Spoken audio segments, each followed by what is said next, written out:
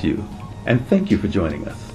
I'm Minister Billy Burton, and welcome to Sunday School Insights. This audio teaching series is an evangelistic tool brought to you by Inspirational Minutes Ministries International, Advocatus Ecclesiae Publishing, and Ministry Outpost.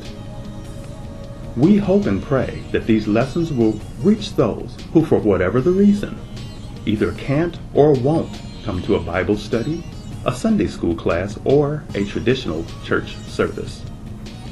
Subscribe to our channel here on YouTube, and then follow us on Facebook, where you can read your Bible lessons faithfully each week. Our Facebook link is conveniently posted below. Our background music, Worlds Away, is provided by the artistic genius of J Man at www.ourmusicbox.com.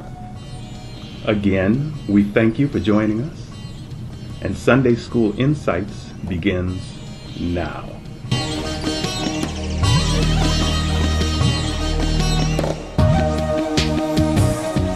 This week's lesson is entitled Isaiah in the Temple.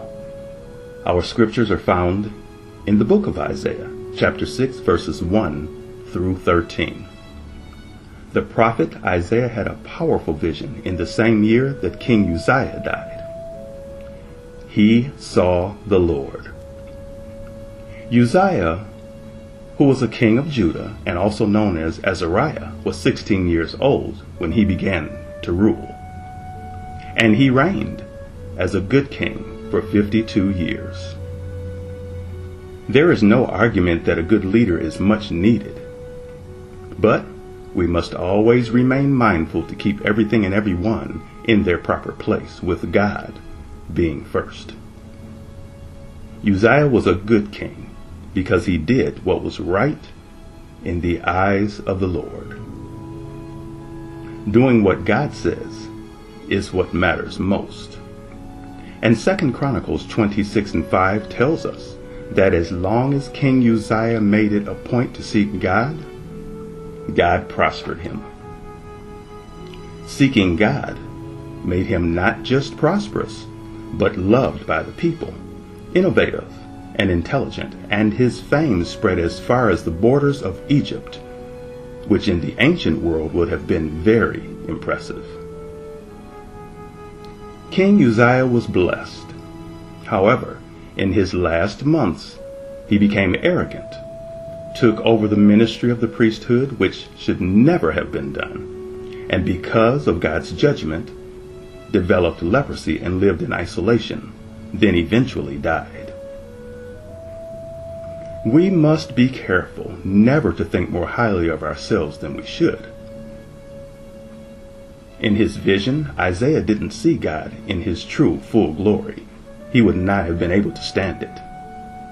Instead, he was allowed to see him in the form of a great king of a mighty kingdom, all-powerful and fully able to carry out his will. There were 6 winged angels called seraphim flying above God's throne. And even though their very name means fiery or burning ones, the angels were in awe themselves of God's glory as they flew in constant state of readiness, waiting to serve at the command of God. We too should be on fire for the Lord and always ready to move at his command.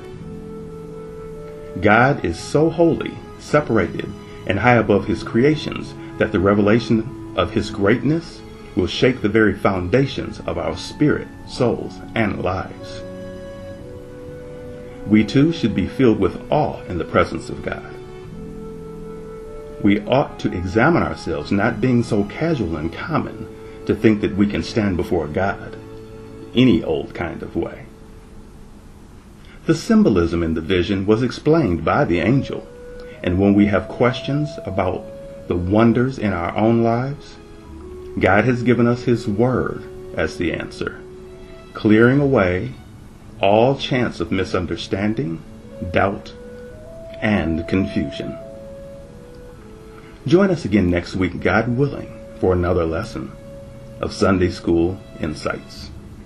Our background music, You on My Mind, was composed and performed by J Man at www.ourmusicbox.com. God bless you.